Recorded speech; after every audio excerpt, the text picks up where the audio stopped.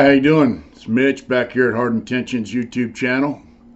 We also have hardintentions.com where we sell t-shirts, art, and soon hats. We're still working on that. A lot of you guys asked about hoodies, so this is a hammer drop shirt.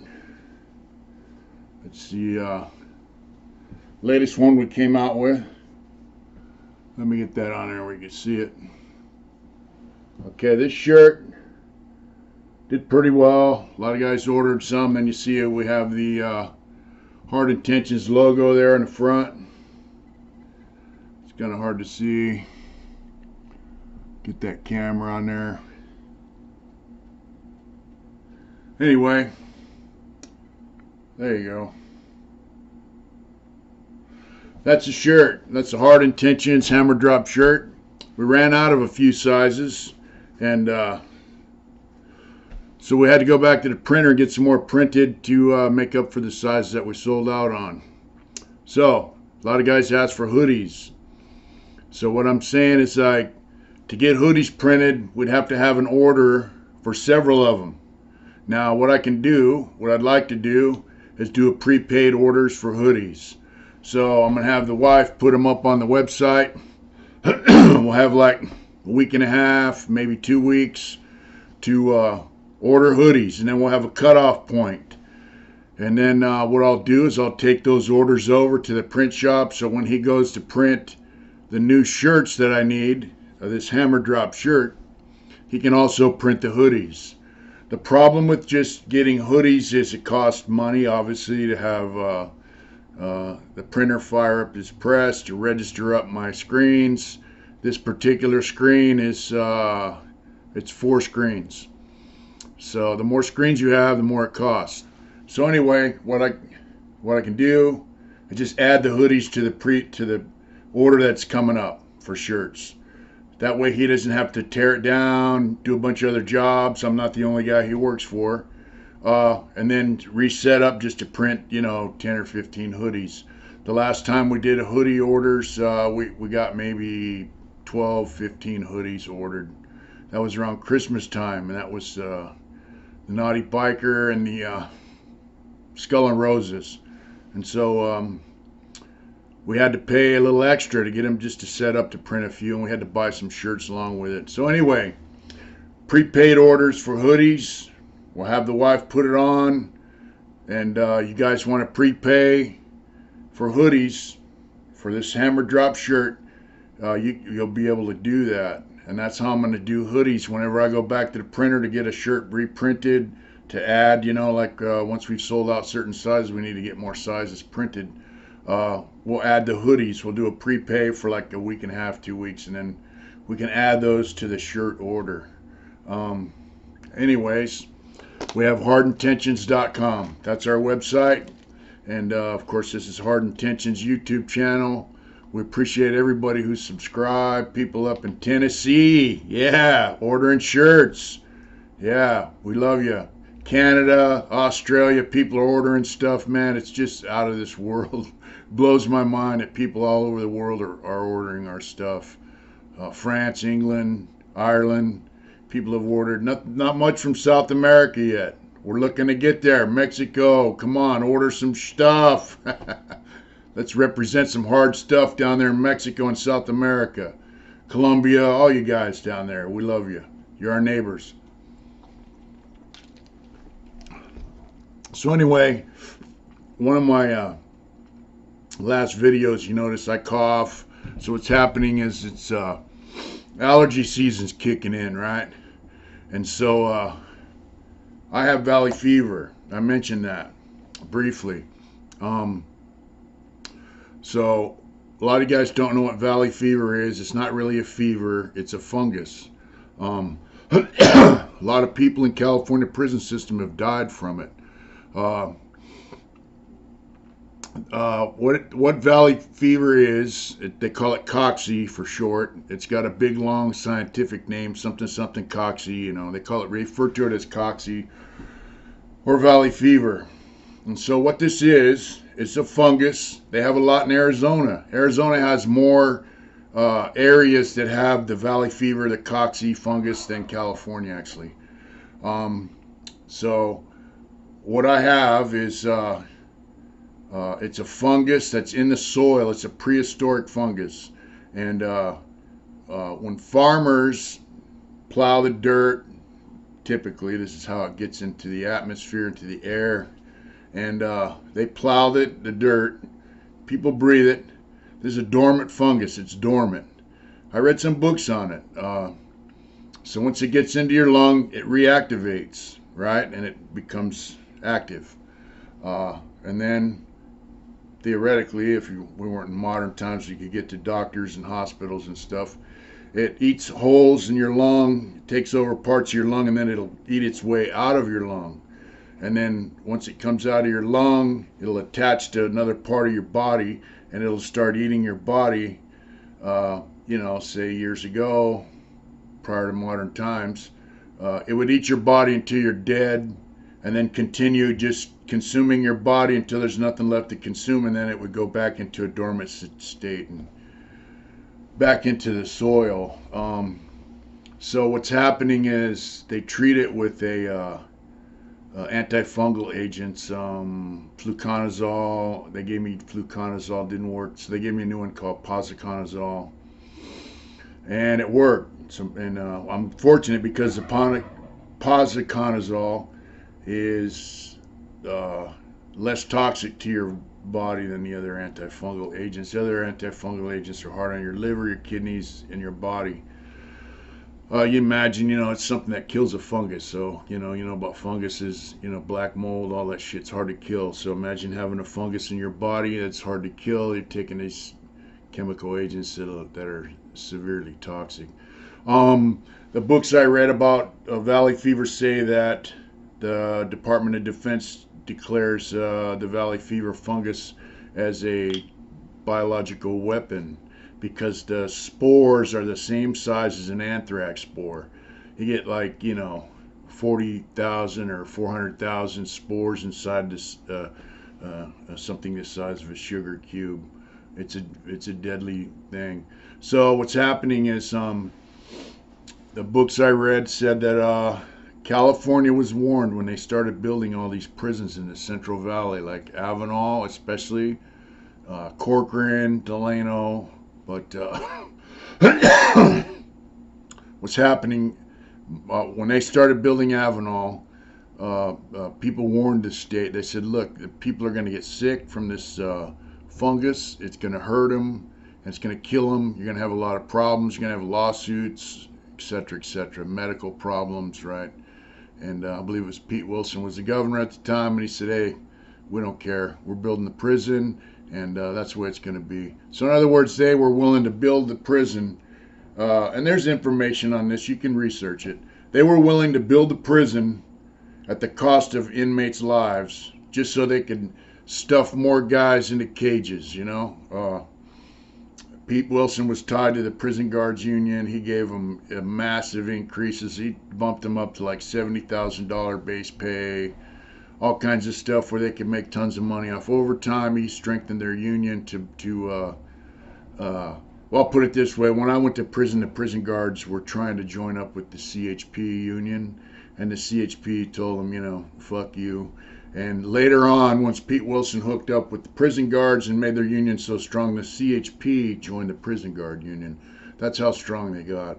So, they built these prisons so they could cram them full of prisoners and make a ton of money. I'm sure there's kickback shit going on all over the place. I mean, I could talk about prison industry and where all the prisons get their stuff. But the bottom line, they built these prisons with a warning that, hey, it's going to kill people. People are going to die from this fungus. And they did it anyways. And so people started getting sick, especially in Avenal. Avenal was one of the worst. People got sick in Corcoran, the whole Central Valley. So they didn't really know what was going on. At least they said they didn't. The prison medical system is so bad that the federal courts had to intervene.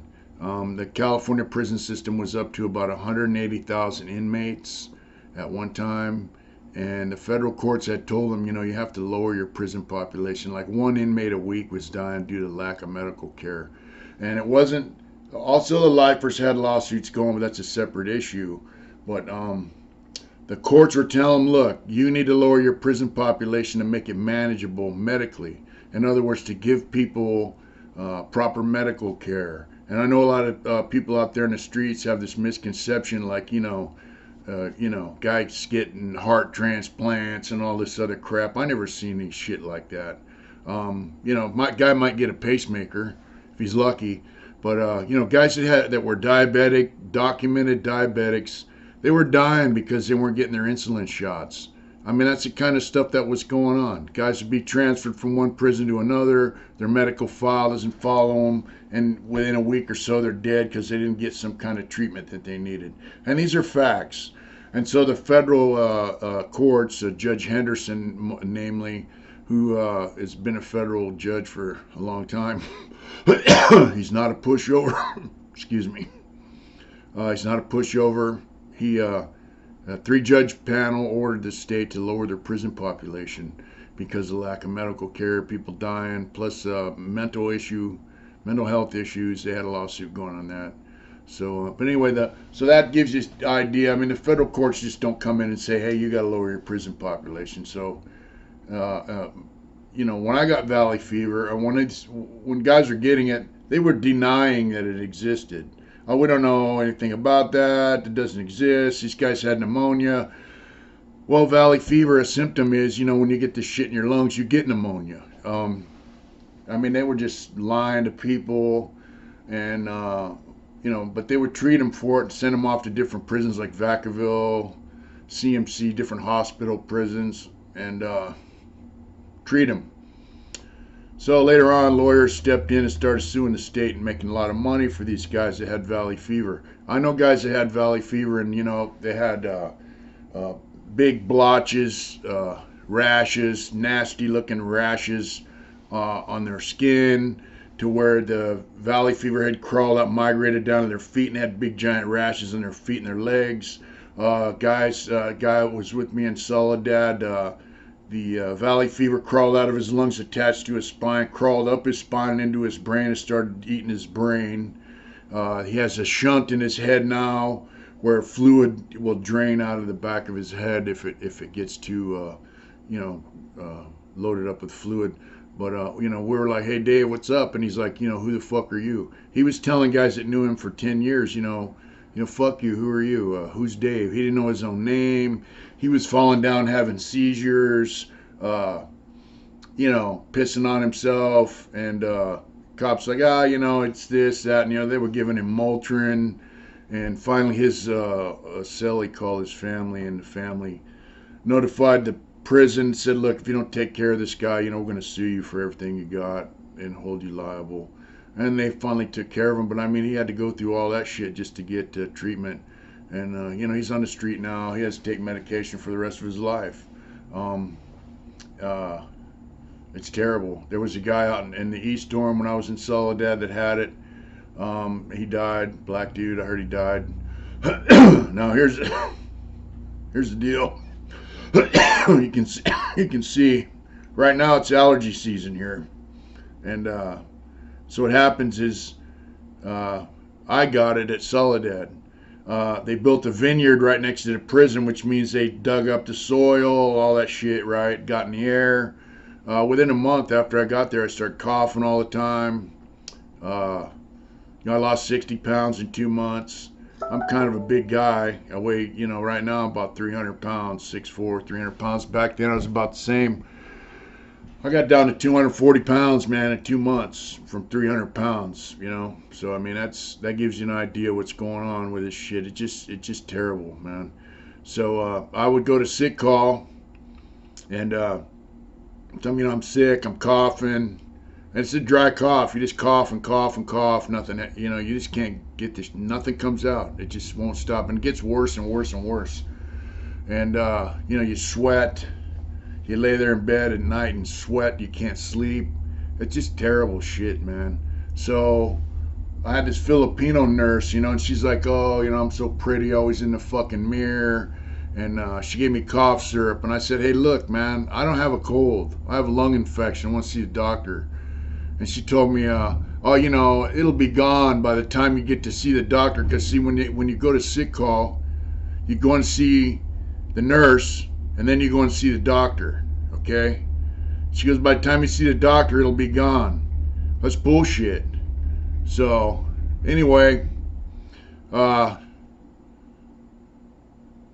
she kept giving me cough syrup, you know, and I went back again. I went there 3 times, and I didn't get to see the doctor, so, you know, I kept getting sicker and sicker, man. And so we were on lockdown, and finally I had this cellie. He was a Jewish cat named Chris, and you know, we're on lockdown for a couple weeks because some guys dropped kites, you know, and the trays come in, and he got a kosher diet because he was a Jewish cat, and I would just give him my tray, and I was coughing all the time, sweating like a dog. And finally, when they give you your tray, they come and pick the trays up, and they open the door. Chris stepped out, and he says, look, I'm not locking up. Well, that means to the cop, I ain't locking up, means, you know, we're going to have to pepper spray you, beat you down, and drag you off to the hole.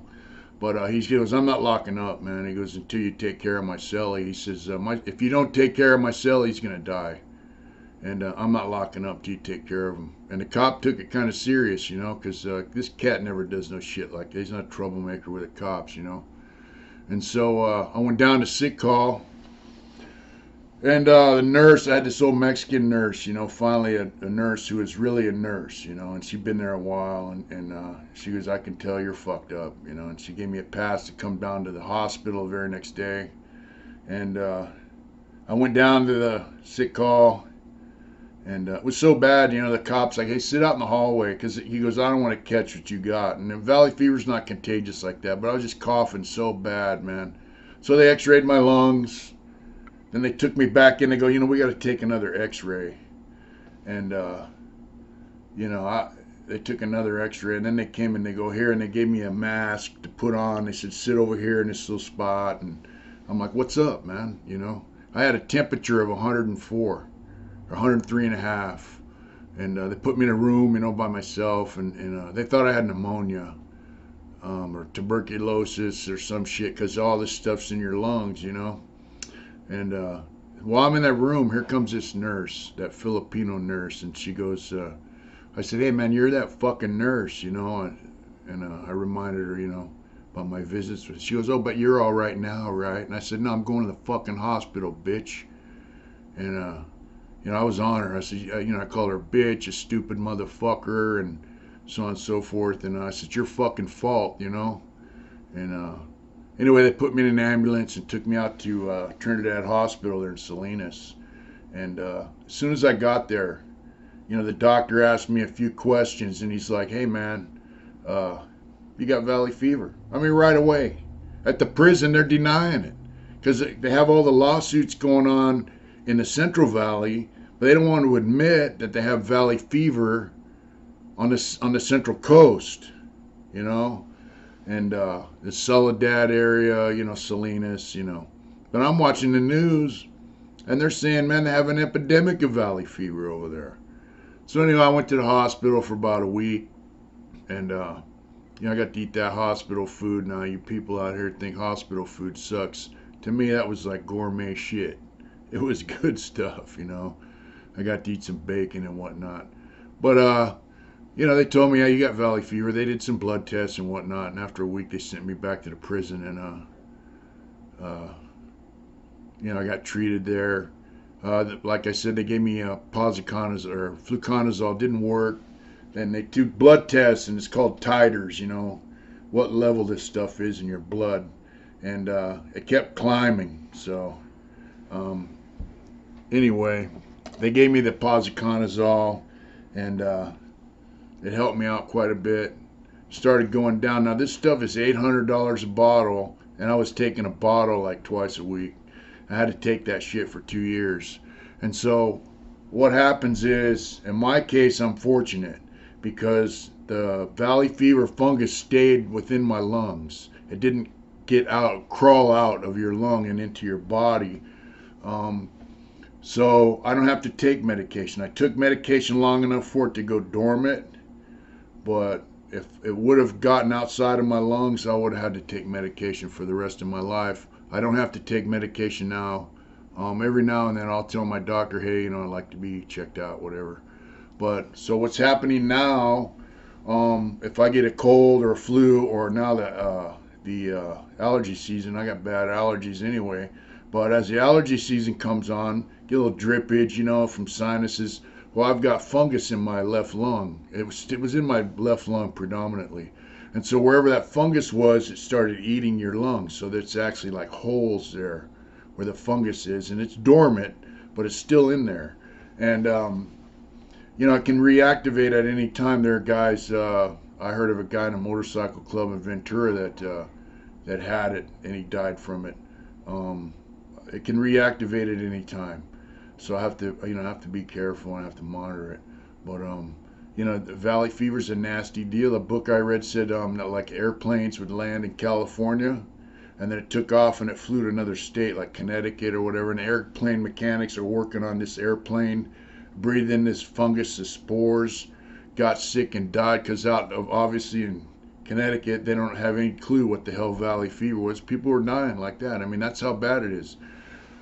People's luggage would be on an airplane, go to another state. People handle their luggage, breathe the fungus off their luggage, get sick and die from it. I mean, and this is something they've known about for a long time. They've known about this fungus for a long time. And like I said, they warned the state not to build these prisons in these areas, and they did it anyway. So that's my trip on the valley fever. I know several guys that got it. I know some guys who died from it. And I'm fortunate, man, that I'm still alive and well and able to be out here in the world and live, So this is a short video, I know, but some people asked about it. What's valley fever? And I just want to let you know. And there is a lawyer doing lawsuits on this valley fever. And I sent them all my information, and here's the catch. These guys are getting 25 grand, settling out of court to drop their lawsuits, 5 grand, 10 grand, depends, how sick they were. Some guys are getting a lot more than that. But so he's like, yeah, and I sent him all my shit, and then he goes, hey, we can't help you. I'm like, what the fuck you mean you can't help me? I'm living in a prison now on the West Yard over at CMC. The guys that are getting money out of this shit. I mean, I'm going to have this for the rest of my life, just like them. And anyway, they said not enough people get valley fever at Soledad to prove that the state is culpable. So they wouldn't take my case. So, I guess I just got to consider myself fortunate that it didn't kill me or fuck me up so bad that I got to take medicine for the rest of my life. Well, that just gives you an idea how the state is when it comes to inmates' health. They don't give a fuck, really. If the federal courts didn't step in and force them to lower their population and they've changed all the medical and CDC. They've just changed it so much. It's just, in some ways, it's worse, actually. But the positive side of it is they had to lower the prison population, and I'm out because of that. And I'm grateful for that, and I'm grateful for that judge that forced them to do it. They actually threatened to put Jerry Brown in prison. Everyone thinks Jerry Brown's a great guy for starting to let guys out of prison. He didn't do it because he wanted to. He actually fought the federal courts until they threatened contempt and threatened to lock him up and all kinds of shit, and then finally he started to comply. So, I mean, politicians are politicians, and they don't give a fuck about us. Just like most of them don't give a fuck about you out here in the streets. Anyway, that's my Valley Fever story, and I just wanted to share it with you. Tonight, I'm going to ride on down to Jackson with a friend of mine, Mr. Bowtie Barber, here at Placerville, for an NA meeting. And if you're ever up here in Placerville, stop by the Bowtie Barber Shop on Main Street. He gives me a straight razor head shave and shaves my face with a straight razor every now and then. It's fantastic. It's an old school barber shop, and it's great. Listen, don't forget, Hammer Drop hoodies are going to come. It's going to be a prepaid order. We'll take the orders for like a week and a half, 2 weeks. We'll tally it up, We'll send it over to the printer. Probably another week or so after that, we'll get the shirts and we'll ship them on out. The hoodies, all that. So if you're interested, you want a hoodie, especially you East Coast fellas, Canada, we're going to have them. It's going to be prepaid deal though. So get at us and let us know. Hey, thank you very much for watching. We love you. We appreciate you very much. And remember, you only live once in this life. So whatever it is you do, hey, do it hard, just like the sign says behind me. Thank you very much, folks. Have a good night.